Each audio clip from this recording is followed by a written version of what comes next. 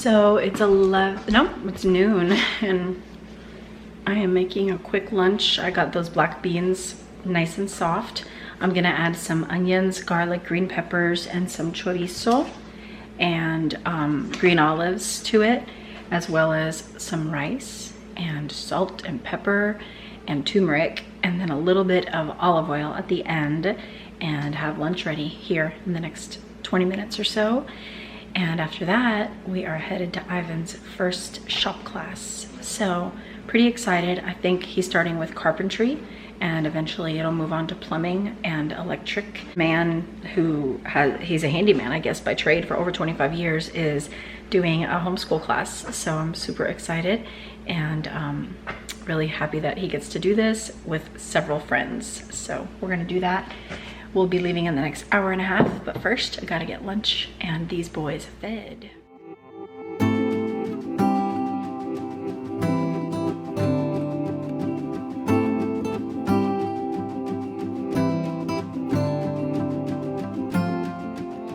So the only thing left for school for the day is reading. So I'm going to get the boys. We're gonna sit in the living room while that cooks and read, finish school for the day, have some lunch, and head out to drop Ivan off at his shop.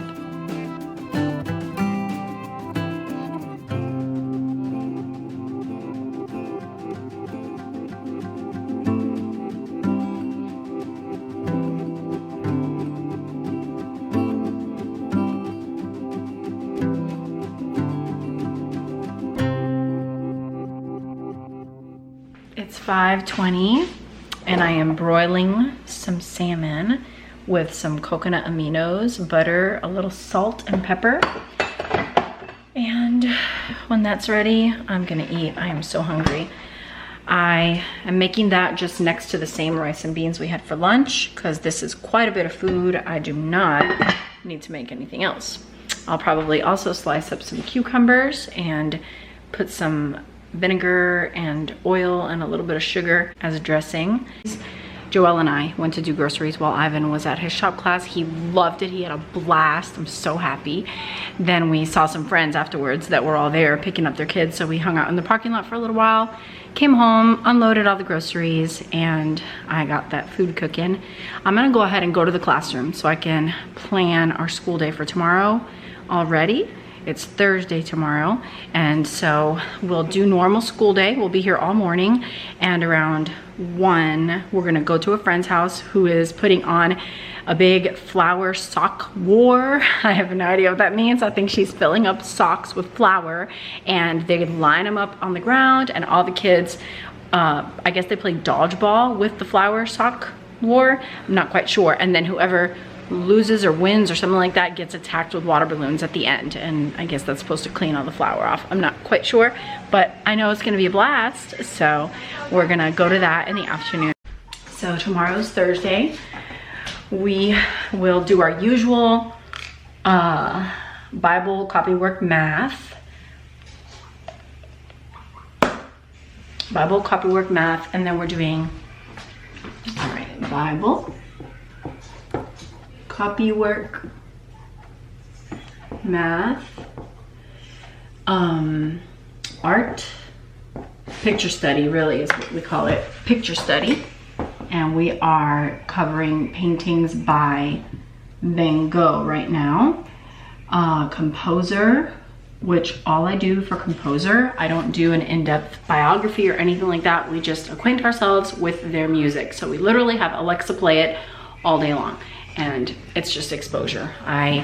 We have gone a little more in depth before with some composers, but mostly I'm just short documentaries or little YouTube videos, some picture books from the library, nothing major.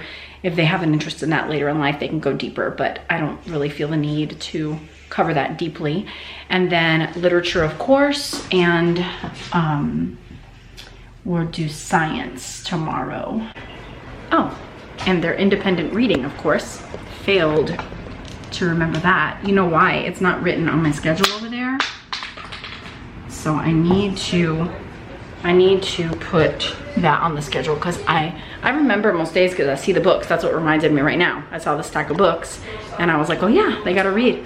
So added individual reading to the board. And we'll see the classroom tomorrow. Goodbye, classroom. I have a ton of laundry on my bed waiting to be folded that I forgot about. And when I went into my room, I was like, oh, okay. So I'm gonna go do that.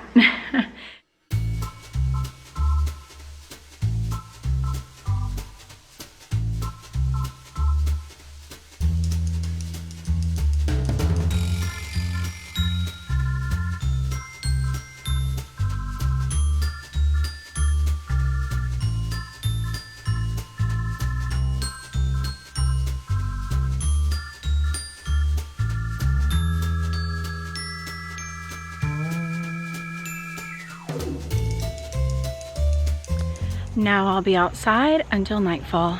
It's 10 till 7. The days are definitely getting shorter though. It used to get dark around 8:30. Then it started to get dark around 8, and now it's starting to get dark around 7:45. So I'll be out here with the dogs, checking on my garden, putting the chickens away until about 7:45.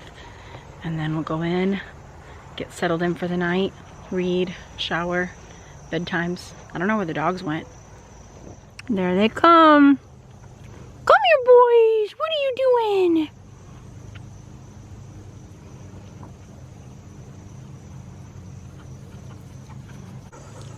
It's a beautiful night. Who does not love dogs? They're the best. Oh my goodness. So beautiful. This is the compost bed. This is my herb bed. It's kind of empty. My thyme is really, well, there's some good spots, but it's pretty skimpy. My basil still has a few good leaves. I harvested like 7 or 8 cups the other day. I made a huge batch of pesto. No more parsley for now, and nothing else is growing but this beautiful sunflower. My marigolds look awesome, and they have been looking awesome for several weeks. This is the first time the cucumbers start to look really, really skimpy. Maybe they're at their end. It is getting cooler. The kale's looking pretty good. And there's some carrots right here that are doing all right. But yeah, these cucumbers are looking totally empty. Ooh, there's one beet, or maybe that's Swiss chard. And carrots right here. Nothing else. I mean, I don't know what that is. It's taking an eternity to grow, whatever it is. And then my pole beans are looking bigger, but they're not really climbing very well. I don't know why. They're just laying down. So I gotta come out here and guide them up the trellis. And the sweet potatoes are looking awesome. Totally awesome. I need to water the garden. I love gardening. I feel like the Lord uses it so often in the scriptures to teach us a little bit more about how he works in our hearts. And I just want to encourage you parents, especially with all the junk going on in the world today, which I'm sure our parents and our grandparents and our great-grandparents were saying the same thing, you know? Our world is, I can't even believe the things going on right now. I cannot even believe it. But they probably couldn't believe the things going on either. It's not like anything's gotten better, you know? It's just getting worse. And so we don't want the world to cultivate the soil of our children's hearts. We want to cultivate the soil by prepping their hearts from a very young age, teaching them to love the Lord, teaching them to fear him and to know his word and to trust him and to go to him and to find their peace and their comfort, their security in him, their acceptance in him, and then planting the seed until it takes. Sharing the gospel with them, sharing the wonderful salvation gospel with them. And we can water it, we can shine on it, but the Lord is the one that grows it. As Paul tells us in Colossians or Corinthians, I can't remember which one, but our hearts are like soil, and we want that soil to be fertile. And we have a great and a beautiful calling as parents to lovingly cultivate the soil in our children's hearts. And of course, we need to pray that they will believe, and that seed would take root and grow and produce great fruit, and that the Lord would use them mightily in their lives. And I think a lot of meditation happens in the garden because we're literally watching something we can't do. Like, I think it is a miracle to get a little tiny, almost invisible seed of a carrot planted in the ground, and a few months later be harvesting a vegetable that is filled with amazing nutrients for your body and feeding your family with it. It is just a miracle. The amount of tomatoes I had in my garden this year, I started them all from seed inside my house.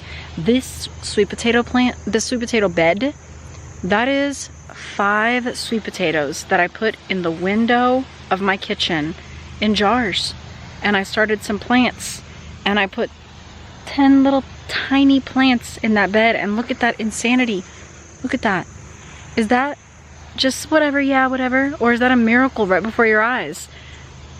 How much more is it a miracle that the gospel will take root in our hearts and grow